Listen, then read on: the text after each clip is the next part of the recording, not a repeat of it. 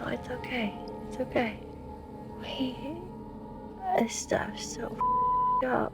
It is.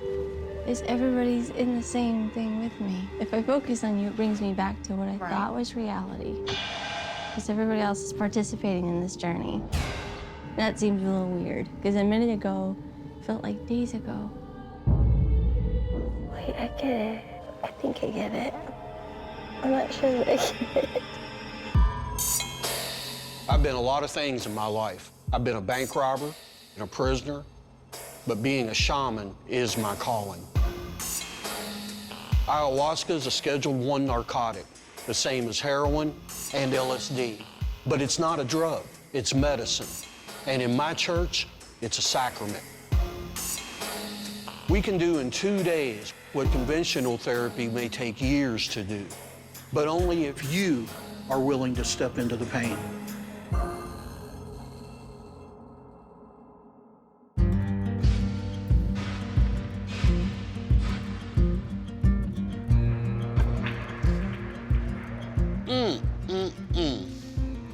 Hey, I ain't never said I could play pool. I always enjoy working with my wife. Teri, Shamanista in the church, has deep insight into a lot of people's issues, and she has very good instincts. 16 years ago, Steve got out of prison and came to work in the restaurant where I was a manager. Don't you do it. Part of the attraction to Steve was the bad boy.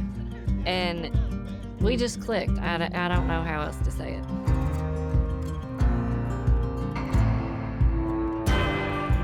Good shot.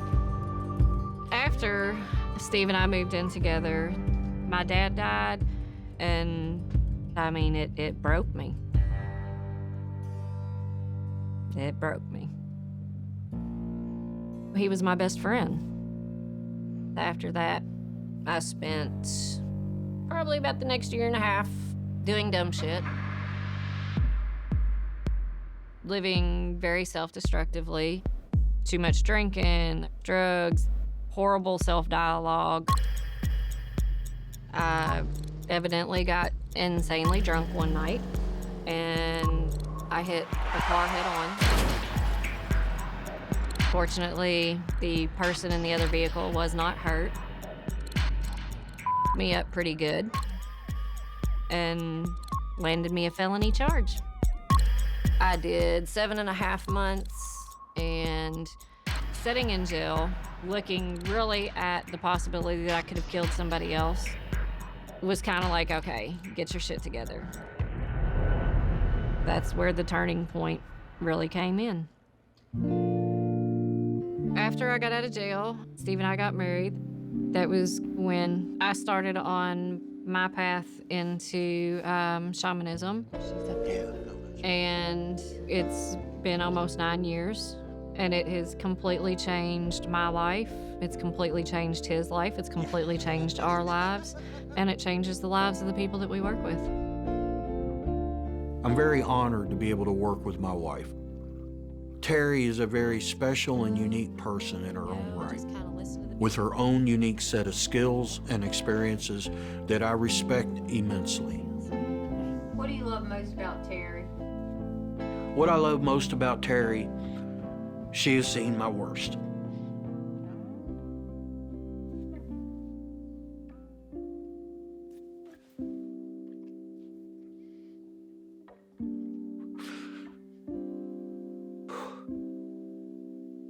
And forgave me. I'm an intense person. But you know what? Every time, she loves you. And if she ever does love you, she will never stop loving you no matter what you do, no matter where you do it. She may stop living with you. She may stop accepting your calls, but she will never stop loving you. And that's what I love about Teri.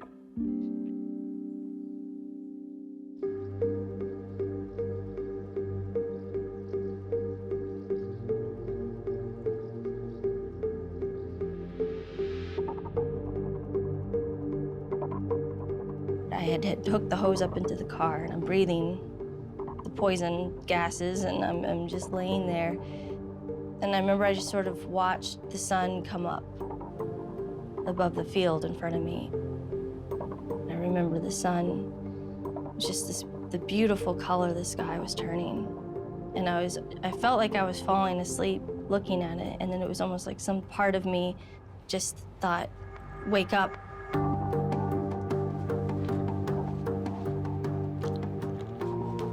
So I threw open the door and I, sort of stumbled out of the car, breathing and crying.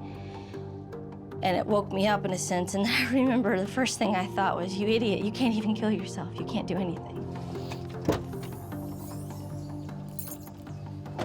At first, I would drink mainly when I didn't have my children. But I think that's when the spiral came, is when I began drinking when they were home, driving irresponsibly. I mean, the guilt, I can't even begin to explain.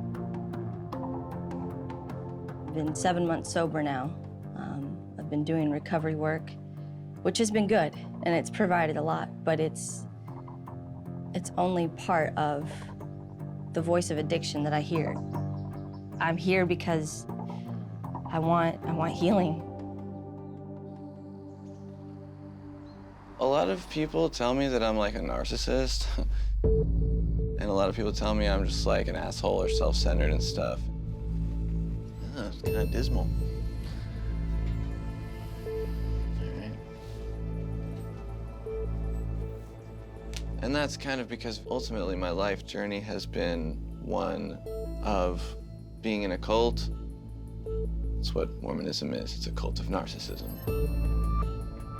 It turns you into an asshole. And having to leave it, and then having to basically reconstruct my entire reality, I got to go experience the things that they tell you not to do. So now I've smoked weed, drank alcohol, had sex, like random sex with like people downtown or whatever. It's like, meh. I'm trying to purge like myself of like that hatred that Mormonism saturates you with. It makes you hate the other, that which is different from you.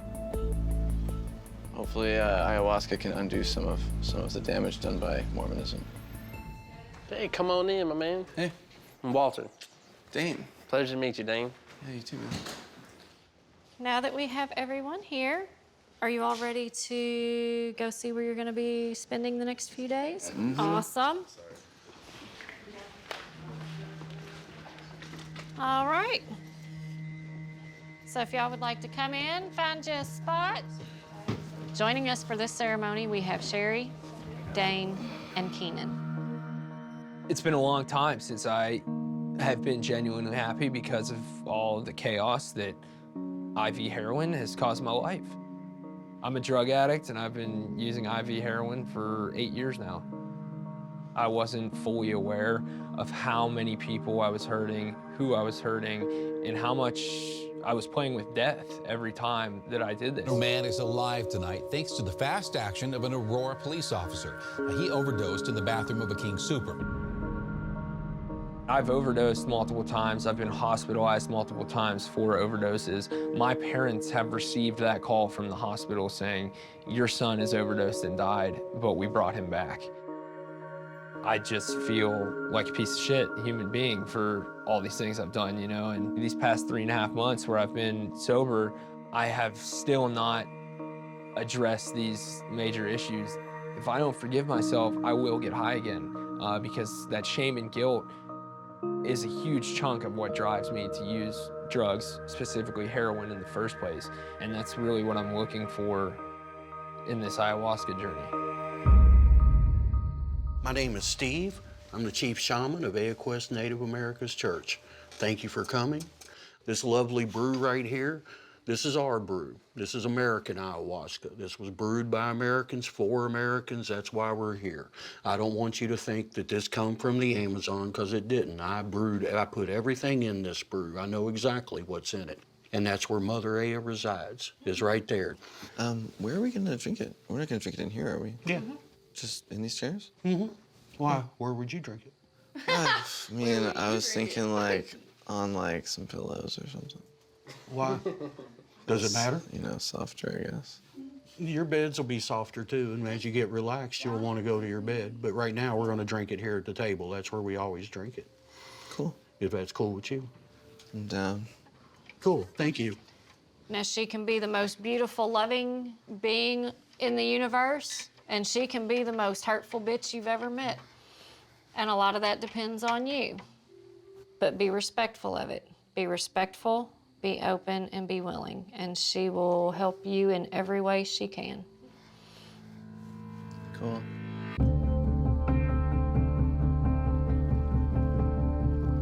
I was very nervous to take the ayahuasca, but I think I need to get some self-forgiveness to be able to move on.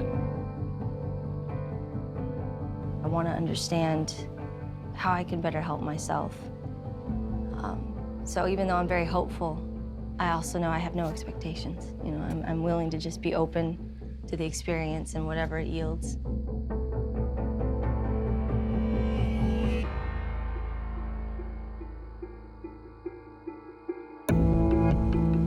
Ayahuasca is a hallucinogenic tea made with plants from the Amazon, and it is the strongest psychedelic known to man. But this isn't like LSD. Ayahuasca is a portal to your inner self, your subconscious. And through that portal, you're going to meet a goddess we call Mother Aya.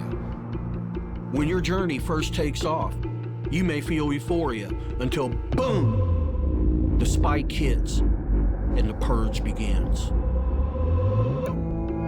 You may laugh, you may cry, and you may do both at the same time. You may puke or shit. But each of those purges are a physical manifestation of an emotional release. That's when you truly find healing. How many are we gonna drink total tonight? That depends on the person. You may drink 3 cups where Cheri may drink 4 cups. We don't say there's a maximum number, and really the only minimum is getting enough of it in you to get you to have an experience. Okay. After drinking the ayahuasca, I was just feeling really anxious and ready for it to start and impatient. I did end up thinking about my relationships with my family and stuff. I was born and raised in Mormonism, and growing up, I just thought that's like what everyone was like. The goal of Mormonism or any cult is to bring you in line, to conform. It's like, you're one of us now. You're just a Mormon. I remember both of my parents had been messing around on each other, finding out that they were being immoral and all this stuff. It just like sent me into like a rage spiral. So when I finally really decided that I was gonna leave Mormonism, it was actually like Christmas 2011. My mom told me that was like the worst experience of her life, including her divorce. I used to have a family that I loved. And we were like all on the same page about like stuff, which is important, I think, in a family. Like recently, I didn't even go to my sister's wedding because she had it in like this Mormon temple that I wouldn't have been allowed to go into. It's really, really depressing. The wall that just appears between you and your family when you decide to embrace like reality.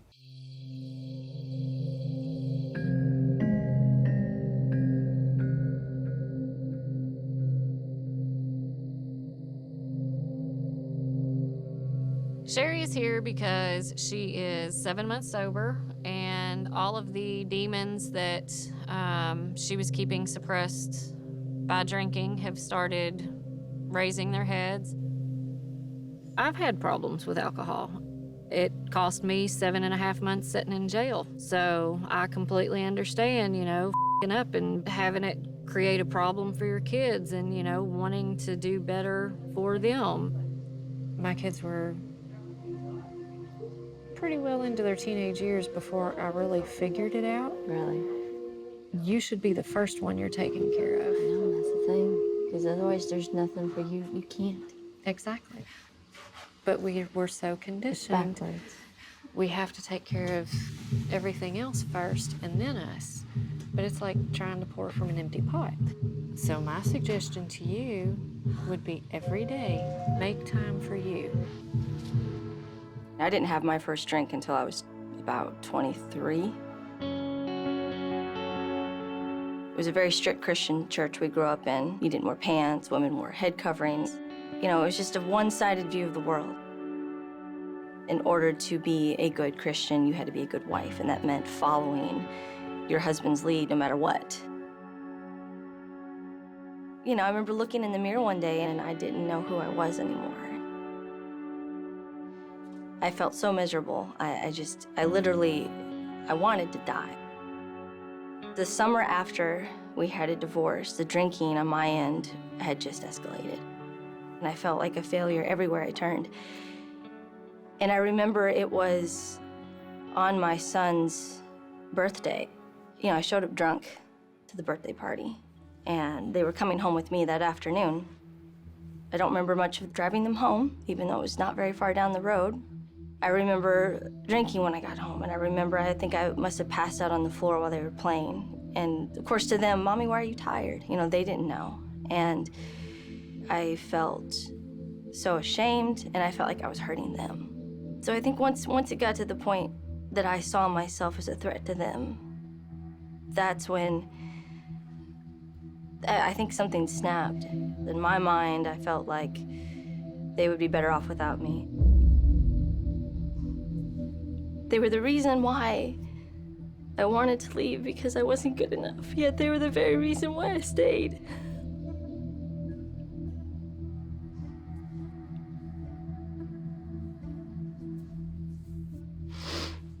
So that's when I made the commitment not to drink.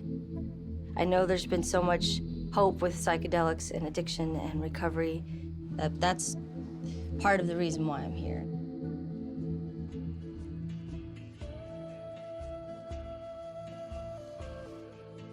Follow me and we'll head on up. Okay, man. Dane is lacking a sense of community because he had been ostracized from his family when he chose to leave the Mormon church. But one of the things that Dane was missing was how to interact with strong feminine energy in a respectful way. He was raised in this fully male-dominated society. They do not respect feminine energy, feminine thought, feminine freedom. And I had to impart to him that this type of thinking, while it may not be your fault, you will pay the price for. Well, Dane, this is no accident that me and you are here alone. Okay. This was done by design because Mother Aya imparted me some things that she wanted me and you to go over. She wanted you to know how you were raised and how you approach feminine energy is not your fault.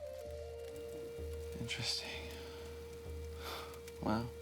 Okay. The only reason I'm bringing this up is because I want you to embrace the power of feminine energy, to bring you closer to Mother, because I know that's what you came for. Yeah, there's something that needs to be healed in my relationship with feminine energy, for sure. With that thought, I want to give this cup to you, and please.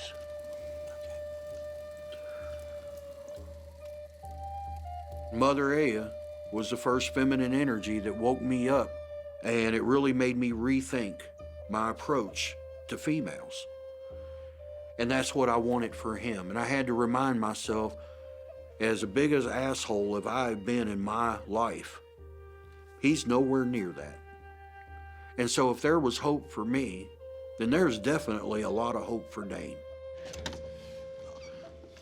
When he was in his deepest part of his journey, I put him in a room in isolation with a projector shooting nothing but images of strong feminine energy in all its forms, from animal to human. And I just let him play over and over. Every time he opened his eyes, he would have a strong feminine presence in a non-sexual context.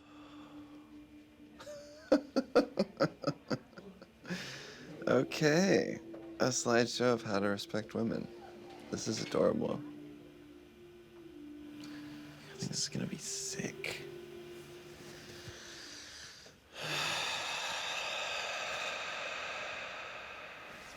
I was feeling very strange.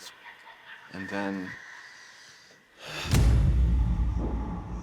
some visuals started to come up. And I was just laying there going, I'm ready for this shit. And all of a sudden there was like this slender man alien looking at me like, oh, are you? Are you ready? And I was just like, what the f? And I just like threw up. And it was almost like I felt like it was like poking me and like making me throw up. Like it was like, you're not worthy of this right now. Do you want to drink a little bit? Oh, goodness gracious. All right, my man. Thank you. And I was like, all right, I'm not gonna be afraid this time when it happens. I'm gonna keep it down. But then it's like, oh no. No. And it came back up again as I, and I was just like, damn. She's not letting me in, man. Slowly but surely, like, some of the visuals that had initially startled me started to come back to me. There were alien faces kind of coming through and looking at me and stuff. It was this feeling of like, you're not listening yet. You're not truly listening. Like, you gotta just listen and respect. You know, one of the first things I always coach people on coming into this is you must show respect to the other side. And Dane came at her disrespectful. Mother Aya is not something that you can just go pawn off and sell and take her out of a bottle when you have use for her and bottle her up when you don't. And just because you don't get what you want doesn't mean you didn't get what you needed. Oh, man.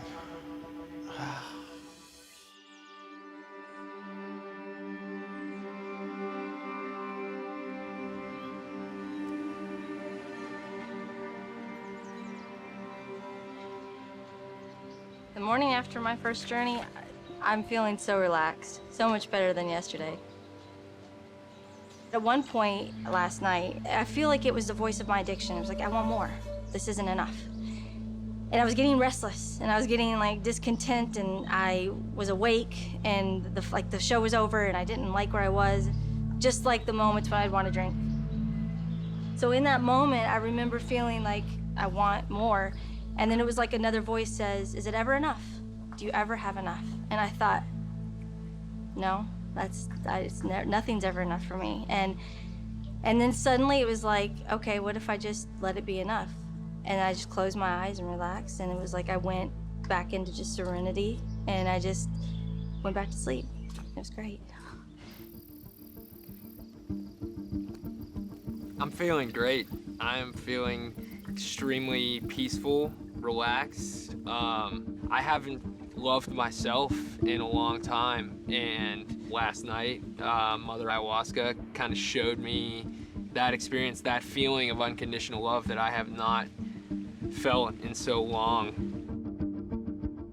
I never thought that I was going to be a heroin addict. I didn't wake up one day and say, I want to be a heroin addict. I grew up in a great family, I'd say. I was the youngest of 3 siblings, and I just remember always having this overwhelming sense of I'm less than or I'm not enough, and I always felt this need to prove myself to them. At the age of 16, I was prescribed Percocet for a wisdom tooth extraction, and that temporarily gave me all this confidence. I remember the day I chewed up 4 or 5 milligram Percocets at 20 milligrams of oxycodone, and I literally remember telling myself, I want to feel like this for the rest of my life. But soon enough, all of that became way too expensive. And then one day, I was 17 at the time, I bought heroin instead. It was cheaper. You know, my friend convinced me that it was cheaper, it was better, and it was. By the time I was 20, you know, my mom had walked in on me with a needle in my hand. So much of her jewelry and valuables had gone missing at this point. You know, I was stealing, I was manipulating, I was a pathological liar. I am a pathological liar when I'm using drugs because it's a survival thing. The thing with my mom is she didn't want to believe that, you know, because it was so heartbreaking to her, and it still is. Now, being sober, it's the hardest thing in the world to face, that I've caused my mom so much pain, and my dad as well, and the fact that they're still there for me. Knowing how much pain I've caused them, that can give me the motivation to change, or that can give me the motivation to sabotage and self-destruct. But the fact of the matter is, I want to have that relationship back with them because they mean the world to me.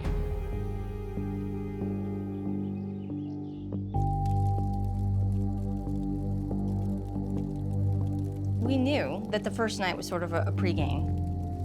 Next thing I know, we're being led upstairs and outside. They had prepared with beautiful fire and the torches lit and the lights, and it was just like, wow. And it really like set the tone for a whole new journey. Well, thank you all for joining us. Wow, thank you. If you got shoes on, take them off, kind of touch the earth. I want you to get grounded for just a minute and, you know, feel Mother Earth right now. I'm going to do the same thing. The skulls represent all our ancestors watching us go through this transformation process called physical life. It's not about making them comfortable the second night. The second night is exactly the opposite. The second night is about becoming. It is about becoming whole. It is about becoming healed. And it is about progression.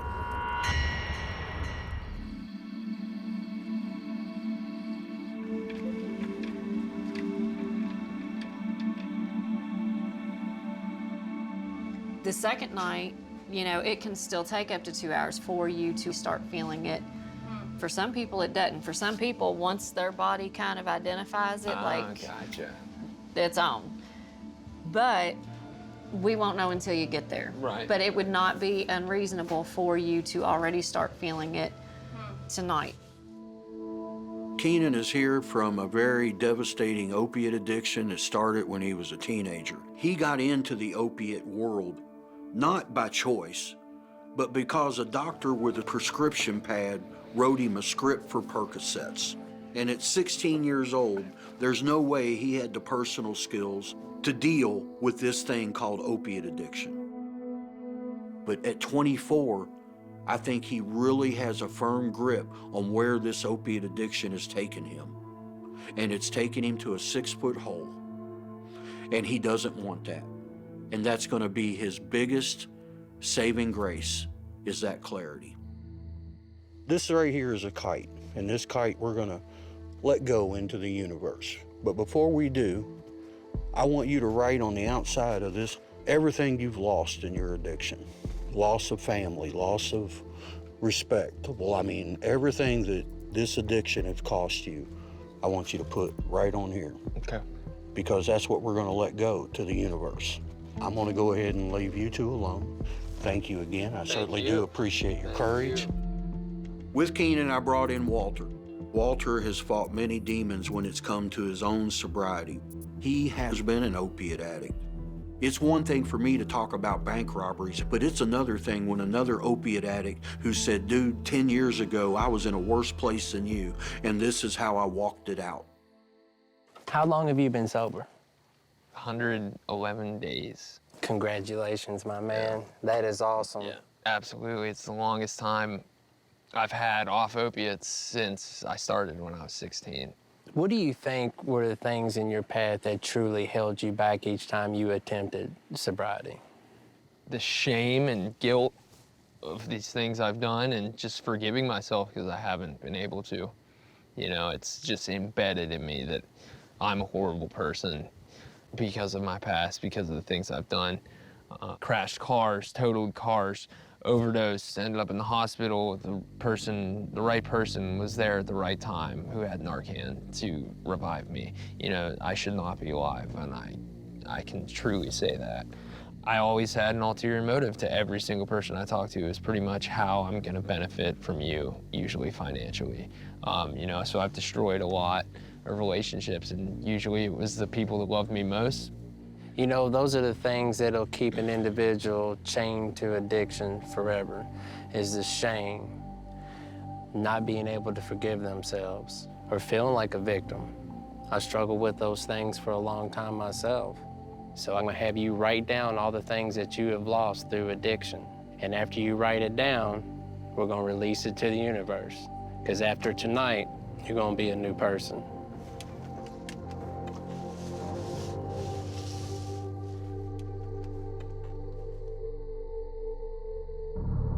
I remember sitting in those cages in federal prison thinking my life was over, it was never gonna be the same, and there was no way I could recover from it.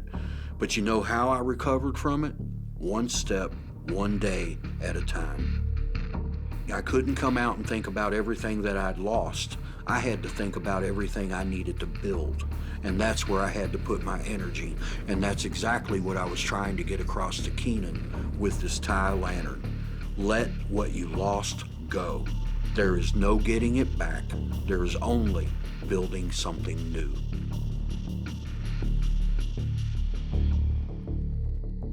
When I let go of that tie lantern, I did feel a sense of relief, a sense of weight off my shoulders. My whole body felt weightless and warm, like such a comfortable, like almost being hugged type of feeling. There are two tapestries across from my bed where I was looking, and one is of this woman with a tear of blood coming out of her eye. She looked alive. And it was so powerful. But it turned into the most tragic-looking human being that I think I've ever seen. I saw the person I had become through my addiction, all these things that I have done wrong. But the more I kept looking, this picture started to brighten. The tears and blood literally retracted into her eyes, and she turned into the most beautiful image of a woman I've ever seen. It showed me this transformation of someone so far gone in so much pain to a beautiful, happy person restored to themselves. That was showing me that transformation is possible.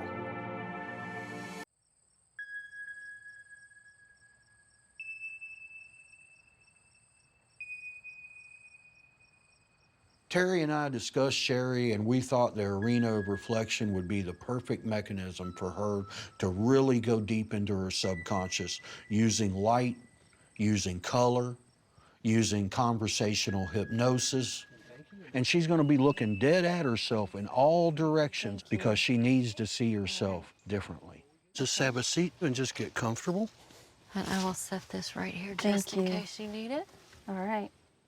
The real Cheri isn't some alcoholic who shit up. The real Cheri is very vulnerable at times. And I feel that we're going to have to touch her vulnerabilities to let her subconscious mind, her inner child know it's okay to hurt, but you don't have to suffer. Now, I would like you to look at that woman in the mirror right there, all around you. This 7 months that you've had in sobriety, if I asked you what was the one thing that's the most positive thing from it, what would you tell me? Clarity, I think. I think being able to see things, to just be able to see the world around me intensely and to actually be able to look people in the eye more. Okay. And really be with people in the moment. When I first made the commitment to start to get sober, I remember I was talking to the therapist and he said, you know, the person you need to meet is in the mirror. So it's kind of ironic that I'm actually seeing my real self, how everybody else sees me. Because it's not the girl I see every day. Which is beautiful. It's That's what this is about. Yeah, I love that. That is amazing. What do you do for a living? I clean houses. Okay. And I hate it. You know what? Learning what you hate is the first step to finding what you love. And, you know, you've been making this work in your life, and you've been doing it out of bravery and courage for your children and for all the right reasons. And I want you to recognize that about yourself. I want you to recognize that every painful day doing what you hated, when you come home and hug those boys, that's why you were cleaning those toilets. If they were here, they would hug you if they ever knew what their mother went through just to put food on their table, to make sure that they were safe and taken care of. Just because you've had a couple slips and falls in your life does not mean that you're a loser. There's only one rule to being a winner in this life, and that is you get up one more time than you fell down. And you're doing that right now. And that is beautiful. And that is courage. In the moment, it was actually really hard for me to see myself. It was just powerful. I just kept looking into my own eyes and smiling, and I felt so good. It was okay, and like I looked, and it was like I could see a beauty inside of myself of everything that they said, and I could see me for the first time. Then, and the next thing I know, I feel like I just sat straight up. And I'm just like looking around, and whoa, like that's when the fear and loathing of Las Vegas started to take over. Suddenly, I have no concept of time. Everything felt upside down. I think you're familiar. Mm-hmm. So, like, what I'm saying is, if I focus on you, it brings me back to what I thought was reality. Mm-hmm. Because everybody else is participating in this journey. Yes. That seems a little weird, because a minute ago, felt like days ago. What's that? Terry had came over, and all of a sudden, as I'm talking to her, her face just suddenly just got way different from me, and like the sides of her face began to be wavy, like lines, and the colors, and it was just like a kaleidoscope, and you just watched, but yet she was speaking to me. This is so fascinating. It is. But you get it, so I'm not like the only one. No, you're not the only Like, one. that's all I want to know is everybody's in the same thing with me, right? The feeling of the knowing, like the thoughts I would have, and then suddenly it would go from just a concept to I would have a deeper realization. This stuff's so up. Wait, I get it. I think I get it. I'm not sure that I get it. Shit. You know, the biggest baggage weight, that aside from just day-to-day living, I think some of the most damaging stuff Mother Aya had took from me. And I felt like I just had such a sweet peace. I can't explain it. But yeah, no, it was beautiful. It was exactly the way it was supposed to be.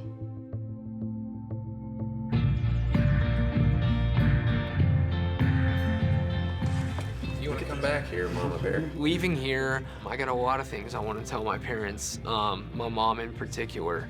However, I think I'm just gonna have to show them that now I'm able to live in the present, make the right decisions, not be caught in this cycle of shame and guilt, and my word will start to have merit again. I'm on a slow road of rebuilding this trust, but I think it will come. And that's an amazing thing to be able to say out loud and to be able to believe it, because I have never believed it before. When I showed up to Ayahuasca, I felt pretty sure of myself. I felt really confident and just kind of like a little badass, I guess. Like I was just gonna rock it. And it turned out to be more difficult than I thought it was gonna be. Well, Dane, how's everything feeling for you this morning? I'd say I feel really good.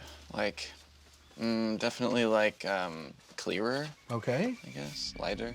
Okay. She gave you kind of a gut check there. Yeah, big ego check. And that's beautiful. That's part of transition. Just recognize you're never gonna kill that ego. Mm-hmm. It's you, that's a part of you, but you can help it transition. And that's what you're doing now, and I applaud it. Those weren't easy things to hear from me. Those weren't easy things to hear from the other side, but you took it. You were open to all communication. And man, I applaud that, because that's courage. That really is. Cool. Mother Aya, she needed to take his legs, slap out from under him, and roll him on the ground, spiritually, if you will, to get him unstuck from the muck of that crap in his mind. And let me tell you, you make Mother angry. Don't think she can't touch you. Good to see you all again. How are we feeling right now? Pretty good? Wonderful. Excellent. That's good to hear. Well, you all have had some intense experiences. I'm impressed with the bravery and the courage I've seen from everybody in this group. You all went deep as you could go. You tried to do as best as you could, and really that's all you can do in life and a journey. When things are becoming painful and you're feeling a little bit of resistance, I want you to step back and examine, what am I doing? Am I allowing things to develop, or am I trying to make something happen? And 9 times out of 10, when you look at it through that lens, you were trying to make something happen rather than trusting the universe has your back, that the universe just let it unfold, let the spirits flow through you. Ayahuasca is like an outside force coming in to help you gain a perspective. You're saying, I give you permission to set me straight, which no human could ever have done for me. So it was like this goddess came in and told me some higher dimensional shit that like I really needed to know. And I'm just really, really, really, really grateful. I forgave myself. I've seen that transformation is possible and that I would not experience pleasure without the pain. Leaving Ayahuasca now, it's hard to explain. I mean, there's just no words. It's like I have this amazing serenity in me that I've never had. I'm calm, and the future just seems so open. Mother Aya is a feminine goddess who is an ambassador to the divine. When you make a connection with this powerful, ancient goddess, there's only one route you're gonna go. You're gonna submit your little immature ego, and you're gonna put all your little petty problems on pause, and she's gonna hold this giant mirror right up to you, and she's not gonna let you look away. And you're gonna have to make peace with that ugliness that you see before the beauty that is really you can develop.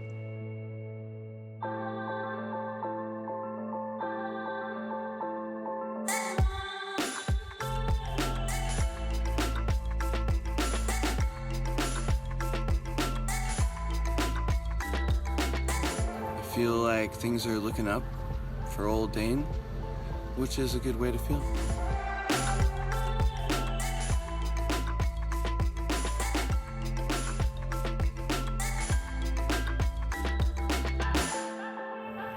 Life is still crazy, but I'm handling my stress far better than I ever did before. I don't take life as seriously as before, and I'm noticing a lot of little synchronicities and good things that happen here and there. So I'm very happy. So that's huge.